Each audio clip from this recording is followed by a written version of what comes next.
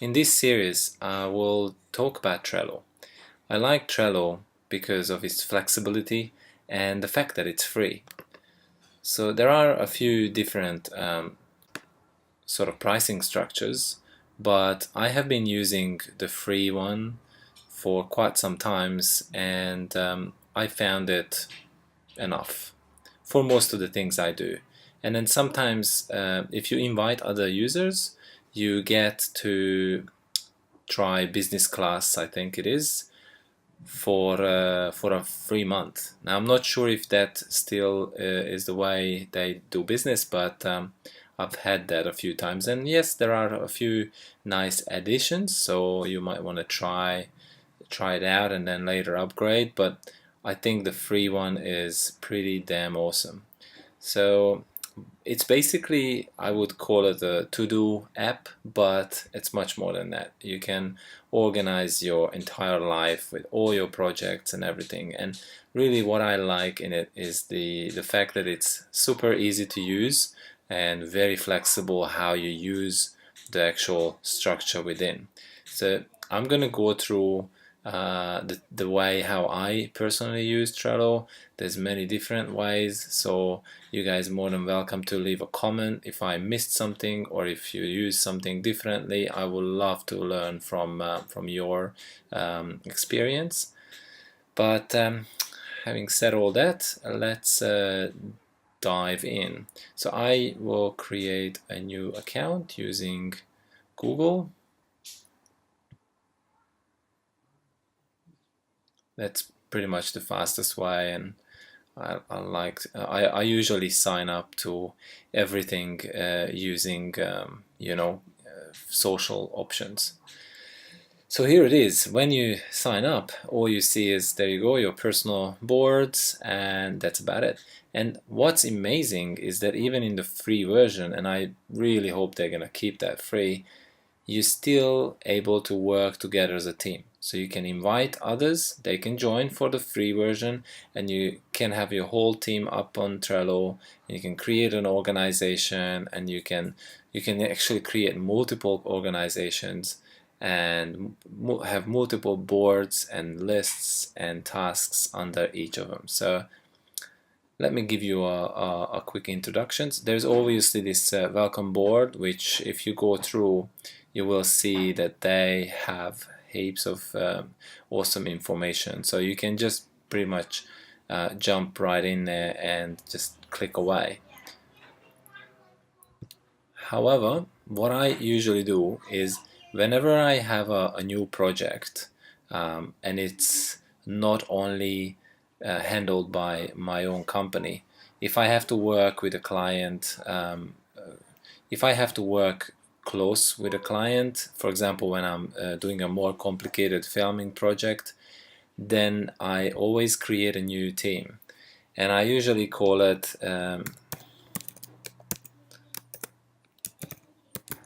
something like that, and give it a little bit of description and create it.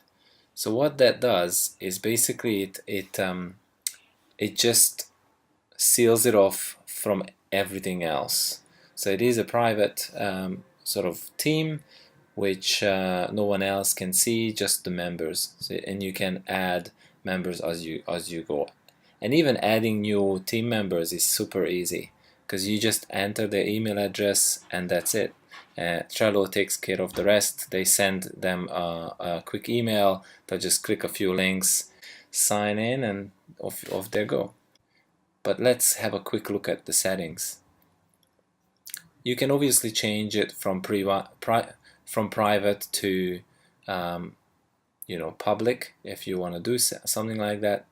You can upgrade for all the other nitty-gritties, but that's pretty much it.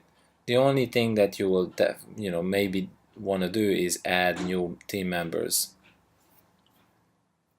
So you just come here. You can do it straight from this. So let's say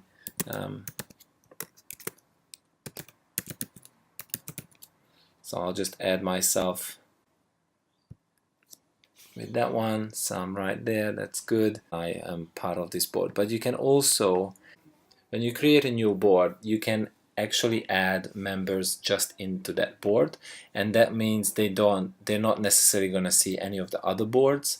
So if you just have one team for one company, your own company, and you want to have separate boards per client, you can do that. If you want to have it this way and have a separate board for each project, you can do that too. It's totally up to you how you use it. So I usually have a team for each connection between myself and client, and then say we create a new board.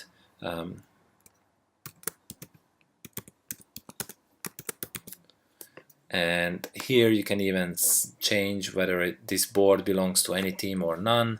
You can change it to other teams if you have other teams, and voila, that's it. So basically it creates this this board. Now we're one layer in, so if I just jump back out, you can see that now we have the welcome board there, and that's our personal board, and we have this team, which is myself and the client, and we have the project board underneath, and here we can create. So see how flexible, like you can access various things at various points, which I love. And to get back out to this sort of main menu, as you would call it, you just always hit the either the top, the Trello, or you can also go directly to boards on here. So let's go a bit deeper. So we have created a project board, and now what we can do, we can close this menu because we don't need it, and here is it. You just open it again, so you can hide it away as such. And then when I think about a project, it usually can be broken down to a few segments. For example, if it's a filming project, there is pre-production, production, post-production. So I'll do that sometimes. Or you can sometimes if it's something which just needs things to be done, so I need lots of like to-do lists. I like to use the ABCDE list system. So then I might have the first one as like ideas, then I go A list, B list, C, and so on. And so basically the idea is that you can prioritize your tasks within those lists, because you should only work on the first task on list A.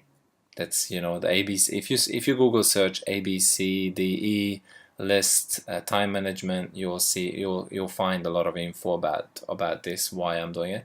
And I always make a list which is called done, because it feels really good when you've done something. You can move it in here and it's there, and I leave it there for a while, let it all pile up, and then I'll be feeling great that I've achieved all that stuff. And remember, this is not only for yourself. You can have team members in here. Now I've added myself, but because I haven't because I added that person to the actual team, it doesn't mean that straight away he'll be added to the actual board. So what you do is you just add them. So see, the team members are always listed here, but you can also just go ahead and invite another Gabor,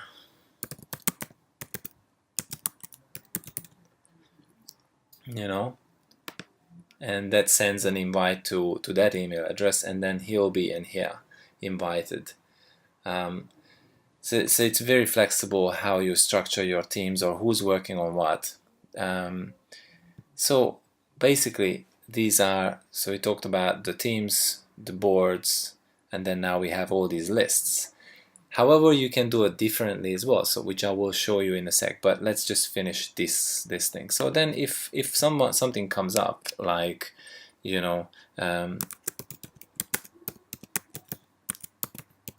like we should brainstorm, and I don't know, like a few items.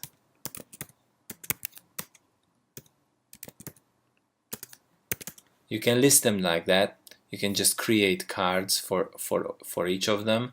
However, each individual card is also very powerful on its own. So once you created these cards and you're like, okay, I think item 1 is very important, item 2 is not so much, and also we should brainstorm. You can move them around like that, and when you finished, you just put it into the done. So that's one way to just very quickly jot down few things and just drag them all over the place. However, if you want to go deeper, you can.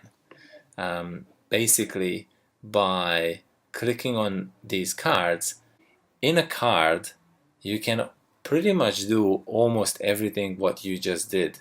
So you could actually create a card. Let's rename this like to-dos, right? And we can name it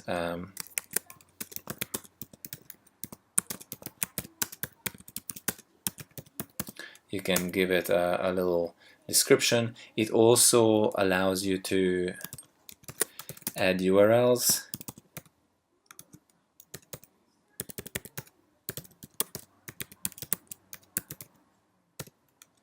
and they'll be clickable. So if I save it, it's a clickable URL. It comes handy a lot of times. And then what you can do, you can add members just to the card. So you can just go and add the members from what you added to the board, or you can search for other members, show other team members, So even who wasn't added to this board, we can add him to just this card. So very flexible indeed. And that's we can label the card. I use labels many different ways, but you can use it in, for example, you say let's edit the labels and say this one is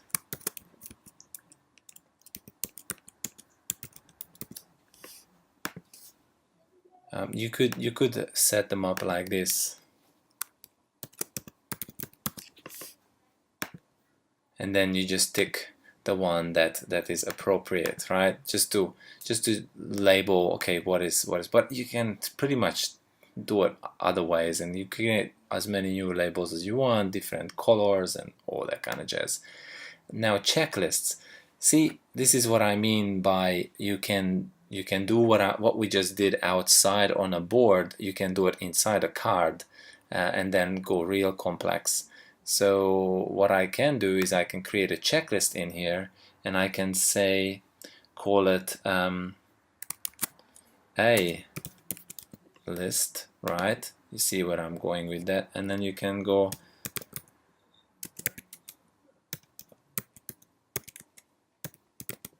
and just carry on. And in fact, if you have an existing list,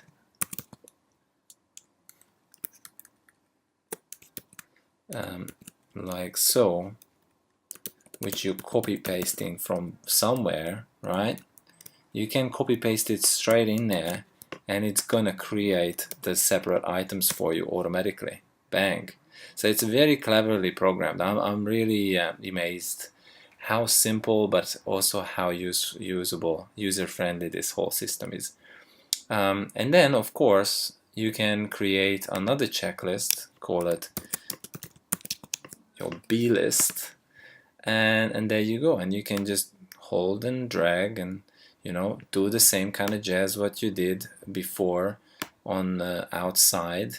And just to blow your mind, you can also click on any of the items and convert them into cards. So then I can just convert this to card, and if I close this card, item 1 will be there, and I can just move it around. Now it's a bit confusing because I called everything item 1. So but to demonstrate this again, so in my to-dos, here are all my lists, and then this was an so this was just an item in the card. Now you can tick them as you go along, and it acts like a checklist. It tells you what percentage is done. You can actually also hide the ones that are done, but you can very easily with a click unhide them. Or you can do what I was showing you before. If one of the items actually turns out to be a much bigger task, then you can create its own card. There you go, it just got converted. It was an item in a card that was converted into a card, and now it is. So you can see it's very, very flexible. Like, I really like it to break down projects and to really mind map in a sense, or just to create to-do lists, obviously. And as you can see, even once you start altering these little cards, all these little notices will appear. So it says there is a checklist in there, which, you know, how many of them are done. There's also have a description in there, and if I comment here, because yes, you can also comment, like I can comment that one or that one, and you can actually tag members in there as well, so you can, you know, do that, and then they get emails sent to them. So if I do all these commenting, when I get out, it also shows that it has comments on. Now that's all great, but you're also getting notifications, and you can set up what you're getting notifications from, and you can go down to the detail where, okay, you are subscribing to just this list. So you can even create team lists. So this could be Gabor's list, and that could be Dave's list, and so on.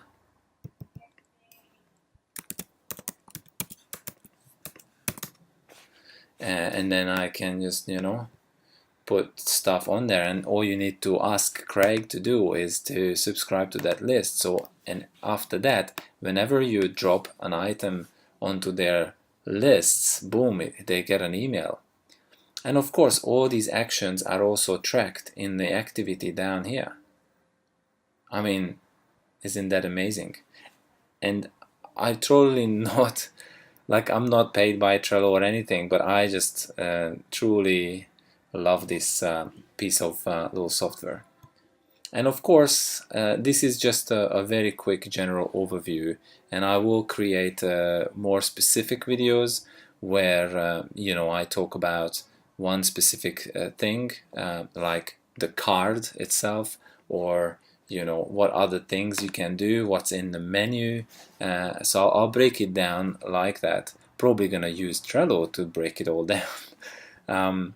But I just wanted to create a very quick video where you guys can see how powerful this little software is. I will leave an invitation link from me in the description of the video, and keep checking back, because I'll be adding more Trello related videos in the very near future. For example, I think the next one would be on its mobile app, which is also truly amazing. Thanks guys for watching, and see you next time. Thanks for watching. If you liked it, comment, let us know what you think, and subscribe if you haven't done that yet. See you next time.